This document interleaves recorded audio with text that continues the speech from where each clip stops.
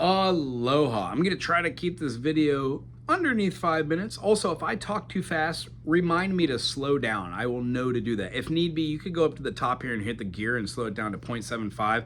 I might talk like this though. Okay, first off, the first exercise we're going to do is called a spider exercise. The second one is called a teeter totter. The spider exercises influence us to play with our first finger on both hands, pluck upwards, and it doesn't really matter if you play over the top of the fingerboard or if you play over the sound hole or close to the bridge or the saddle here. Either way, you're going to get different types of tones which you'll use later. For now, try to keep it somewhere in this area.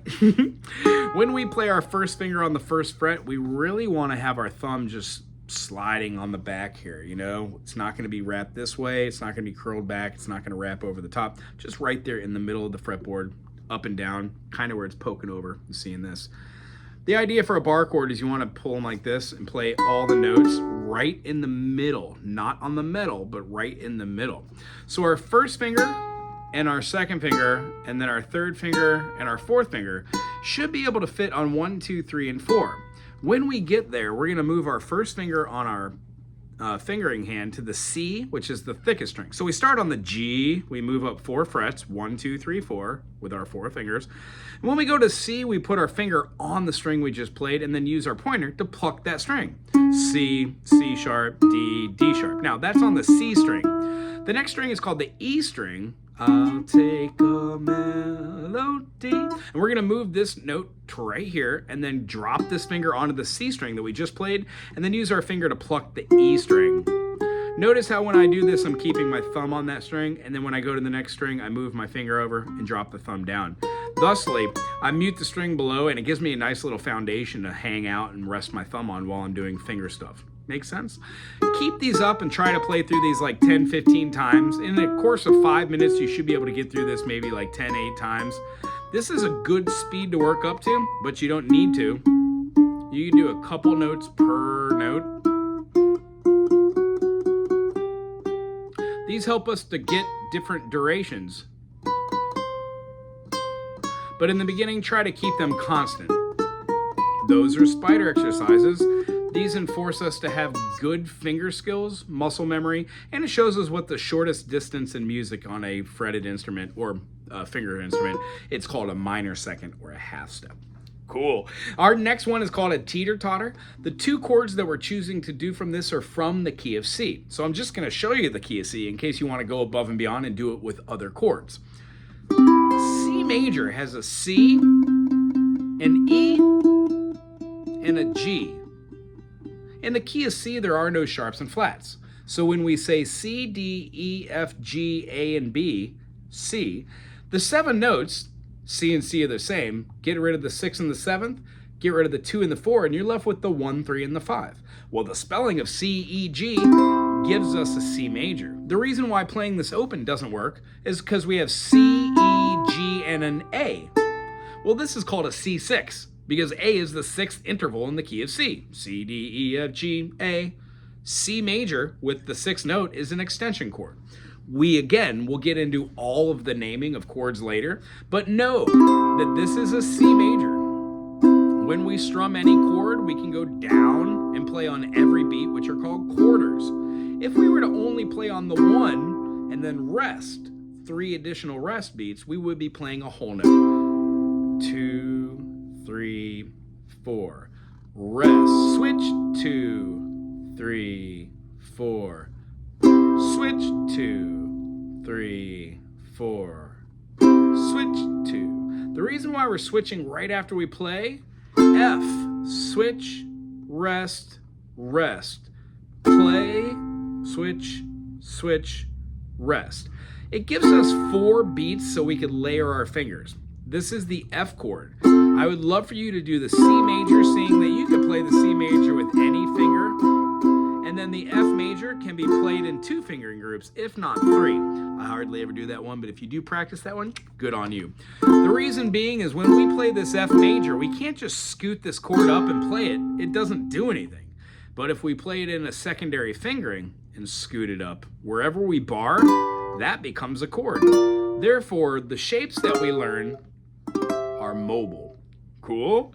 So try and do it this week with the F major and the G major, but here are all the chords from the key of C major.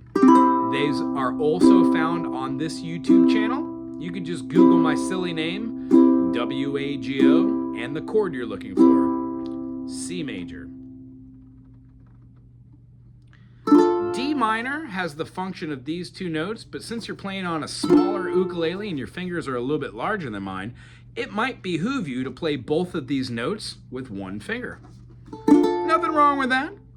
Completely acceptable. And when we do our teeter-totters, you would just move this whole thing up.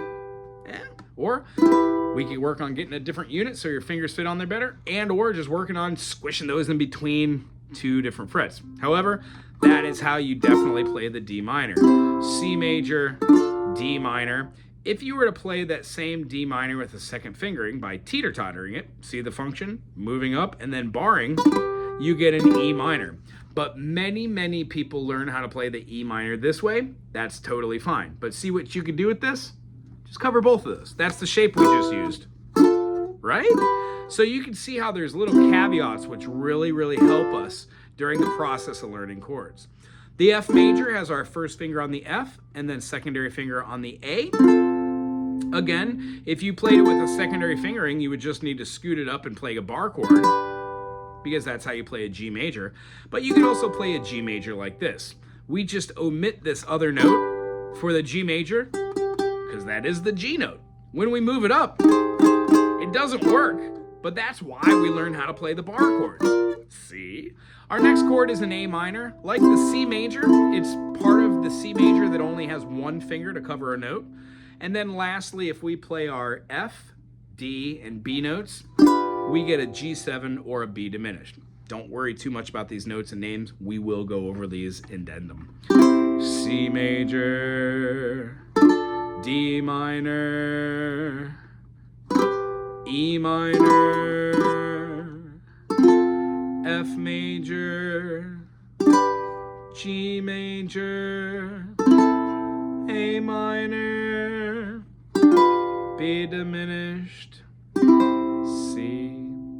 Spider exercises.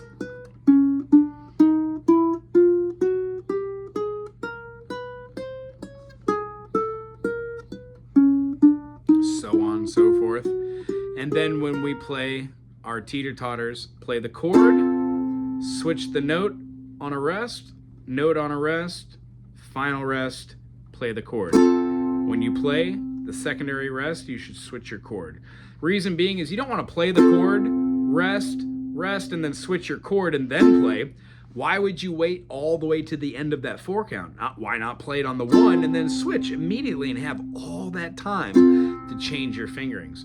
When you do this in a whole chord, or a whole note rather, for 4 beats, your fingers layer. Well, when you do it on every downstroke, it requires your fingers to move faster, so you start not layering by putting one finger down.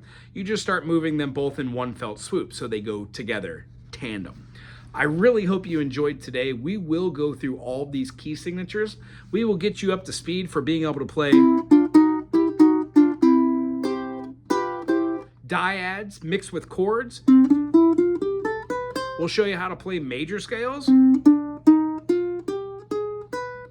Show you how to manipulate minor scales so you can get some pretty cool things. And then there are thousands and thousands of songs to play. So whoever your favorite band or artist is, let's learn some of that. It'll be super groovy. Anyway, very nice meeting you. Try to follow this video lesson. If it's too long, tell me to shorten it. If it's too fast, tell me to slow down. And if you understood everything in here, bring it back to the equation next week. We will do a quick review and we'll move on from there. I will also send you a video, or you could peruse my channel for all the different playlists, but we will be talking about something called the Circle of Fifths. Joe, it's very nice to meet you. Till next session. Aloha.